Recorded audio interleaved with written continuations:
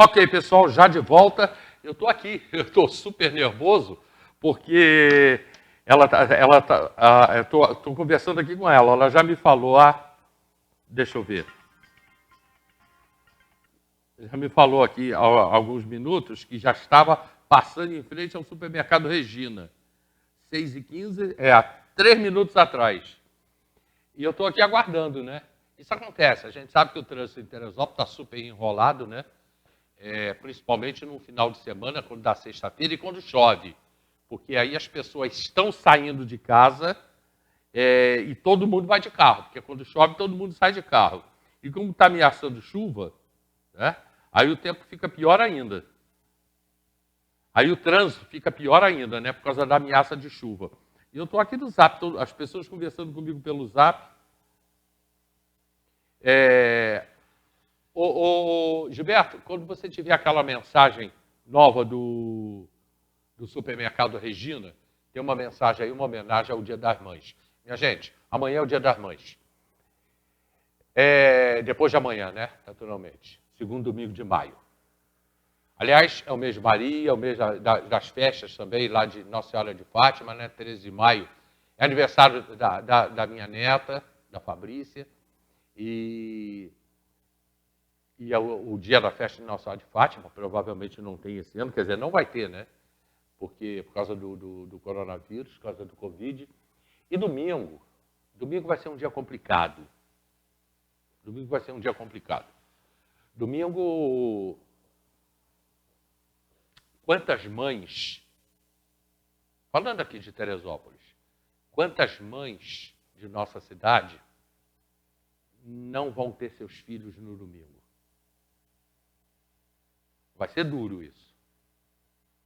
Outra coisa é quantos filhos não terão suas mães nesse domingo vítima do Covid. Mas aí se a gente for pensar assim, né, é vítima do Covid, é vítima do câncer, é vítima do AVC. É um dia complicado. Essas datas, elas são muito comerciais. Né? Natal, Réveillon não. Réveillon é festa. Mas Natal, Dia das Mães, Dia dos Pais. Pessoal, Dia dos Pais não tem não. O pessoal nem liga para o Dia dos Pais.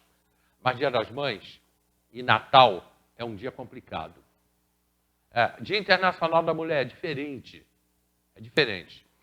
Porque por ter sido criado datas muito comerciais, pronto, a pastora já me disse que chegou. Alô, pessoal aí da recepção, traz a pastora rapidinho para cá. Deixa eu ver se está tudo pronto aqui já. Vamos entrar direto batendo papo com ela. Como são datas que ficaram muito comerciais, né, é só para... Aqui, passa um álcool para mim aí no microfone, que eu usei. Como são datas que ficaram muito comerciais, tanto Natal quanto o Dia das Mães, a mesma coisa são a Páscoa, né, também ficou muito comercial. Até uma conversa boa para levar com a pastora Gabriela. Você vê que nós tivemos ovo de Páscoa esse ano, ovos de Páscoa, que custando mais caro que um bujão de gás. E isso, para o poder aquisitivo do brasileiro nesse momento, eu acho que é uma afronta. É uma afronta você ter um ovo de Páscoa custando mais caro que um bujão de gás. Nessa situação que está acontecendo hoje no país. E mesmo assim, as filas foram enormes. As filas foram enormes. Tá? Dia das Mães. Eu não vi ainda. Eu hoje não fui na cidade, eu não fui na várzea. Estou escutando a pastora subir. Eu hoje não fui na várzea. Mas acredito que hoje e amanhã, as filas... Por favor, pastora. Ela está cansada. Para você voltar aqui, passa pela cozinha, seu microfone já está limpo, já está higienizado, e a gente vai contar a sua aventura aqui já. Então, eu não fui, como eu não fui na várzea hoje, a pastora vai falar sobre isso, né? Deve estar um movimento enorme. É o pessoal fazendo compras para o Dia das Mães. O pessoal fazendo, como foi na Páscoa, que eu falei aqui, pastora, que tinha ovo de Páscoa que custava mais do que um bujão de gás, para esse momento, para o brasileiro, isso é muito difícil. E aí, muitas mães não terão seus filhos esse ano vítima do Covid para cima. E também de outros problemas aí, acidentes, nesse mundo tão violento que a gente está vivendo. Isso que aconteceu hoje no Rio de Janeiro, independente de serem bandidos ou não nessa troca de tiros, as mães vão sofrer no domingo. Tá? Eu não queria entrar por esse caminho, tá? Porque Natal e Ano Novo tinha que ser Natal e Dia das Mães tinha que ser alegria, mas nunca é. Sempre vem as lembranças, né? Então ficam pesados. É diferente do Dia dos Pais, é levado na brincadeira, aí vem Dia das Crianças e outras datas, né? Mas Dia das Mães e Natal, tem gente, eu escuto muito falar isso. Eu não gosto do Dia das Mães, eu não gosto do Natal. Pastora, boa tarde. Quase boa noite, né? Já quase no final. Já passou das 6 horas, né? Nossa, um prazer estar aqui de novo. Tá legal o áudio aí da pastora? Escutando bem? Ok. Desculpa o atraso, gente. Foram Trânsito. 45 minutos presa no trânsito. É isso mesmo. Mais de 45 minutos. Tudo engarrafado aí fora. Tudo fechado, tudo fechado. E eu fiz, né, o cálculo direitinho para a gente conseguir chegar aqui a tempo, que eu não gosto de chegar atrasada em nada. Mas chegou a tempo. Mas cheguei. O importante é que eu cheguei. Boa noite aí para vocês que estão acompanhando o programa. Você pegou eu falando aí sobre o Dia das Mães, o Natal, que são datas que, até por tudo que está acontecendo, são datas que muita gente fala assim, eu não gosto do Natal, eu não gosto do Dia das Mães. Lógico, a gente sabe que é por causa das perdas, das faltas. Falar disso? Existe, né, todas essas épocas que nos lembram alguma coisa, que nos remetem história, que nos remetem emoção. Eu acho que essas datas conectam a gente muito com o nosso lado humano, com o nosso lado emotivo. Muitas vezes nos fazem lembrar daquilo que a gente não tem. Porque todo mundo é filho de alguém, não é verdade? Vamos falar no Dia das Mães. Todo mundo é filho de alguém, todo mundo teve que nascer de uma mãe. Mas muitas vezes esse luto não é nem por uma mãe que perdeu um filho, né? E às vezes ela, poxa, queria ter meu filho para comemorar junto, ou que perdeu alguém querido, ou até um filho que não tem uma mãe, ou que não foi criado por uma mãe, porque a gente vê tantas histórias por aí, né? E essas datas, elas ativam isso. Elas ativam a nossa memória, elas ativam a nossa parte sentimental, a nossa parte emocional. É uma data onde a nossa alma grita muito, né? Porque nos remete à história, à sensação, e tudo que puxa pelo nosso lado humano, muitas vezes, ao invés de nos levar para esse lado comemorativo, vai lembrar, por exemplo, que no momento tão difícil de pandemia, enquanto muitos estão aí gastando, outros não podem nem ter o que comprar para dar de presente. Perfeito. Né? E isso muitas vezes traz uma sensação de frustração, de impotência, porque o mundo ele nos leva para o consumismo. Como que eu demonstro se eu amo alguém? Eu demonstro se eu comprar um presente. É claro que é muito bom você poder comprar, mas isso não é tudo. Né? Mas toda a mídia, toda a comunicação, tudo que acontece, até pelo costume, nos leva muitas vezes a esse desejo do consumismo. Né? E eu tenho dito, né, que muitas vezes o consumismo ele vira para a gente até uma fuga. Para eu conseguir, naquilo ali, pelo menos me compensar alguma coisa que eu não estou conseguindo compensar na minha vida. Eu já fui assim. Eu já fui uma pessoa que consumia muito. Se eu me sentisse triste, eu consumia muito. Se eu me sentisse frustrado, eu queria consumir, porque eu achava que comprar algo iria suprir uma dor que estava dentro de mim. E por isso que muitas vezes, nesse período, as pessoas se sentem tão frustradas. Porque existem dores dentro delas, coisas não resolvidas que a gente tenta suprir de alguma forma. Né? E aí, às vezes, a gente usa datas como essa para que a gente possa tentar suprir isso. A ausência de não ter um dinheiro para comprar, a ausência de sofrer um luto por uma perda, né, que muitos têm passado, a gente vê cada dia, né, muitas histórias tristes. Esses dias a gente ouviu uma mãe que perdeu 2 filhos ali da Igreja Batista, né, na mesma semana. Sim. E é muito triste isso, porque quem perde um marido fica viúvo, né? Agora, quem perde um filho fica o quê? Não existe nada que consiga definir quem perde um filho. E essa é difícil, porque não faz parte daquilo que deveria ser o natural, né? Não é natural uma mãe enterrar um filho. Não é natural os pais enterrarem. Não é natural, entendeu? Então, a gente está vivendo uma época de um misto de sentimentos muito grande, Hélio. É a falta do dinheiro, é a ausência de uma pessoa querida, são lutos que a gente tem vivido todos os dias, e isso muitas vezes, ao invés de trazer alegria para a gente numa data como essa, vem remeter à tristeza, vem remeter a todos esses sentimentos de impotência, porque a gente olha e a gente se sente impotente de controlar a situação. São situações, muitas vezes, que estão fora do nosso controle, né? Sabe, Gabriela, quando eu, até pela minha idade, eu já passei por tudo isso, eu já perdi meus pais, perdi meus avós. Quando eu digo perdi meus avós, que tem pessoas que, mas eu não morava com meu avô, não era muito ligado a ele. Diferente, eu morava junto com os meus avós. E eu, grande parte da minha vida, de infância, eu dormia na casa da minha avó diariamente, como foi meu neto Lucas, que até os 16 anos dormia do meu lado. Né? Ele agora está com 20. Então, quando você perde o pai e a mãe, é coisa natural, amigos, é muito natural, é o que você está dizendo. A perda de um filho. Como superar isso? Você, por exemplo, eu te vi agora, recentemente, você passou pela perda da sua avó. Mas é onde eu queria chegar. Eu fui ao culto, vi você na igreja antes do falecimento dela e depois do falecimento dela. E pude analisar, prestar atenção no que você estava falando, e a sua avó, ela teve uma vida, tanto que ela ficou vovó, ficou velhinha, cumpriu a missão dela,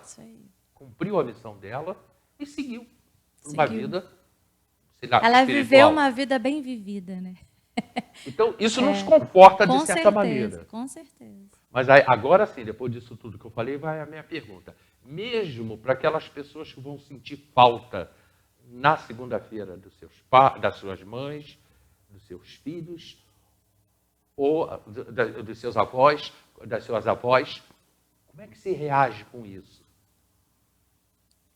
Eu acho que a gente precisa pensar, no caso eu que sou uma pessoa de fé, que essas pessoas que foram, se eu começar a pensar que elas estão num lugar muito melhor do que eu estou hoje, onde não tem dor, onde não tem sofrimento, elas estão vivendo um período muito mais feliz, isso deve ser o meu consolo. Por que a gente se desespera? Porque a gente sente falta da pessoa física, né? Eu me lembro que a minha mãe, quando a minha avó... quando ela piorou, a gente recebeu notícia que foi de um dia para a noite, ela estava muito bem, eu até fiz vídeo sobre isso, né? Ela falou assim para mim, mas eu queria que ela tivesse alta. E eu virei para a minha mãe e falei assim, mas ela teve alta. Só que ela teve uma alta diferente daquilo que você imaginou. Do que a gente queria, né? E eu falei assim, no caso da minha avó específico, né? Minha avó morreu com 92 anos, né? Nunca foi para o hospital, nunca... Primeira vez que ela foi para o hospital foi agora.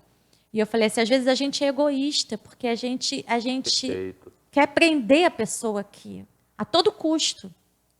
Porque a gente não consegue... Eu ouço pessoas falando assim, como que eu vou viver daqui para frente? Como que eu vou conseguir viver daqui para frente? Porque a gente apoia a nossa vida, os nossos sentimentos em cima de uma outra pessoa. E aí, com certeza, a gente não vai conseguir viver. A superação da dor, a saudade de alguém querido nunca vai morrer. A ausência dessa pessoa, ela vai ficar sempre com a gente, porque a gente ama, faz falta, mas isso não significa que a vida não continua. Sabe? A gente precisa aprender a continuar apesar de, porque se eu ainda estou vivo, é porque ainda tenho uma missão para cumprir aqui na Terra. Se eu ainda, eu ainda estou aqui com saúde, existem coisas para fazer, então eu não posso me entregar. Eu preciso focar que a pessoa está num lugar muito melhor que eu. Todas as vezes que eu penso em pessoas que eu perdi, pessoas que eu amava, eu penso assim, eu estou sentindo falta, mas eu sei que ela está feliz aonde está, ou ele está feliz aonde está, e isso é o meu consolo. Isso é certeza de que eu também preciso viver minha vida para que eu também possa chegar nesse lugar onde ela está, onde ele está. E eu também possa compartilhar e um dia a gente possa se encontrar. Essa é a fé que eu acredito, né? Isso é aquilo que eu acredito. Que nós precisamos acreditar, sim, né? E isso me traz a força motriz para continuar vivendo. Porque eu sei que um dia eu também vou encontrar com essas pessoas que nos deixaram aqui fisicamente, né? Nos deixaram aqui de corpo. E um dia a gente vai se encontrar. E aí a gente continua vivendo, sabendo que um dia esse reencontro vai acontecer. Não é uma despedida para sempre, é um até logo. Eu sempre coloco na minha mente assim, é um até logo. Até já, daqui a pouco a gente se vê. Eu vou entrar agora numa coisa um pouco delicada, emocionalmente, para as pessoas. Alguns anos atrás, tinha os brinquedos Estrela, você não pegou isso, né? Mas era uma fábrica de brinquedos que tinha aqui no Rio de Janeiro, e a televisão estava começando, eles faziam uma boneca chamada Amiguinha. A boneca era enorme, era do tamanho de uma criança mesmo. Era uma boneca grande.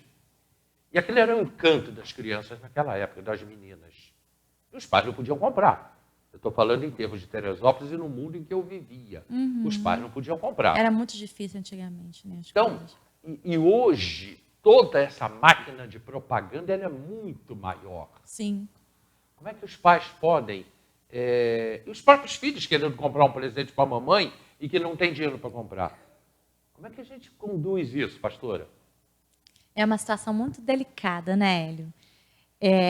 Eu penso, porque a gente convive com muitas pessoas que hoje passam essa dificuldade financeira, mas eu acho que, acima de tudo, está nos princípios que a gente precisa passar, mesmo no meio da dificuldade.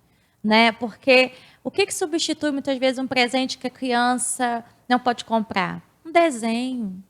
Vou fazer um desenho, uma carta de amor. Né? Antigamente, as pessoas usavam muito carta para expressar seus sentimentos. Então, eu acho que nessa hora a gente precisa apelar para a criatividade que Deus nos deu. Quando a gente tem ausência desse poder material. É uma carta, é um abraço, é uma declaração, é uma flor que eu vou colher no jardim. Isso tudo são expressões de amor. Mas os pais também precisam trabalhar na cabeça das crianças, porque, assim, meu filho, seu neto, eles vieram de uma geração onde a gente tem mais facilidade para ter, porque parcela não sei quantas vezes, né? Mas você vê, o meu filho é filho único. E ele nunca foi criado tendo tudo. E a gente, geralmente, com filho único, a gente pensa assim, eu vou dar... vou fazer um esforço, eu vou dar. O meu filho, ele não foi criado assim. Eu acho que vai muito dos valores que a gente, como pai, a gente passa para essas crianças. Porque eles convivem com amigos, eles convivem com pessoas que falam assim, você não tem? Então você não é do grupo. Mas o meu filho cresceu tão certo de que ele não teria coisas que ele não teria, que se eu peço assim para ele, o que você quer hoje, meu filho? Não preciso de nada não, mãe, eu tenho tudo. O que você quer ganhar de aniversário? Não, qualquer coisa tá bom. Eu cresci tentando trazer esses valores para ele, de não ter esse apelo consumista. E os amigos dele têm. E se ele não tem, está tudo bem também. Então, eu acho que vai muito daquilo que a gente vai passando, sabe, Hélio? Daquilo que a gente vai construindo. Né? Meu pai e minha mãe sempre tiveram também muito esforço em me dar as coisas que eu e meu irmão precisávamos. Mas também sempre nos ensinaram que nem sempre a gente ia ter aquilo que a gente queria toda hora, porque vinha tudo com muito esforço, tudo com muito sacrifício. Eu cresci assim. E a gente vai passando isso, né? É um legado. Eu estou te fazendo de psicóloga. É um legado que a gente vai passando. Eu já estou aqui já preparando uma outra pergunta e te fazendo de psicóloga. Não, a gente está aqui. Assim, mas o pastor não deixa, o pastor não deixa de ser eu não sou a psicóloga. dona da razão, né, Hélio? Eu sei, assim, eu falo daquilo que eu vivo, né? Daquilo que eu experimento. E daquilo que eu acredito que é certo, porque é a forma como a gente vem vendo as pessoas conduzirem as coisas. E eu percebo que as famílias que conduzem assim, né, passando esses valores, esses princípios, conseguem se resolver mais, conseguem ser mais felizes, sabe? Porque tem hora que um bem material, ele não vai suprir a ausência, nunca vai suprir a ausência, sabe? De uma presença, de um abraço, de um amor, de uma palavra, de um carinho, nunca vai suprir. E no caso do teu filho, por exemplo, você está falando aí do seu filho, esse neto, que eu tenho 5 netos, mas esse que ficou comigo mais tempo, ele é assim. Tá? Às vezes eu vou buscar, filho, você precisa de alguma coisa? Não, não precisa de nada não. Quer que eu te leve? Não, vou de ônibus. É assim. Bom, será que a gente está criando Eles não estão sendo muito melhor criados do que aquele que quer e não consegue, que vai brigar? Eles não terão uma personalidade muito melhor que a dos outros? Eles serão mais resistentes, Mais resistentes, para pronto. passar as adversidades da vida. Sim. Né? O apóstolo Paulo falava assim, eu sei experimentar de tudo, eu sei viver com muito, sei viver com pouco, sei viver com abundância, aprendi a estar contente em toda e qualquer situação. É um versículo que eu amo na Bíblia e é uma coisa que eu adoto muito para mim. Aprender a estar contente eu podendo comprar hoje um salmão, ou aprendendo a estar contente hoje eu podendo comer arroz, feijão e ovo. Porque não é aquilo que vai definir a minha paz. Não é aquilo que vai definir o meu valor. E eu acho que isso é fundamental para que eles sejam mais resilientes à vida, resistentes à vida. Eu acho que isso faz toda a diferença. As pessoas participando aqui com a gente, a Vanilda, Mendes Faria, Eulina Lopes Lima, José Carvalho, ele ainda faz o comentário aqui, a pastora tem uma inspiração de Deus. Obrigada. Tem uma inspiração de Deus mesmo. Feliz Dia das Mães para ela. Obrigada. Que o pessoal já participando aqui. Eu tenho comercial agora, tenho sim. Embora eu já tenha com comercial já demais, mas eu tenho um bloco de comercial agora. E aí eu já vou deixar uma pergunta aqui para a pastora Gabriela.